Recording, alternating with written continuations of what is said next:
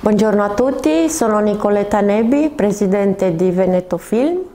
Ecco, siamo arrivati alla fine del progetto dedicato al Foscolo. Abbiamo girato su delle ville meravigliose qui sulla riviera del Brenta, come questa Villa Fattoretto Badoer, Villa Giulia e altre. Complimenti ai nostri giovani attori che sono stati bravi e di certo con una futura carriera artistica. Bravo anche il nostro regista e il vicepresidente di Veneto Film Ellen Kain.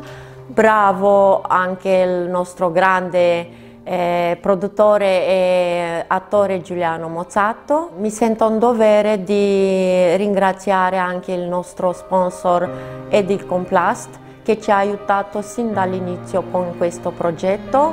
Speriamo di riuscire a presentare il Foscolo questo anno alla Mostra del Cinema di Venezia.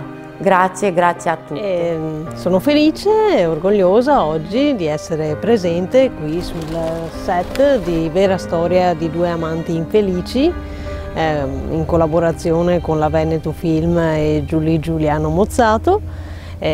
Oggi sono invece di aiuto costumista e ho avuto modo comunque di ammirare il set, di conoscere gli attori e sono incuriosita moltissimo dalla storia.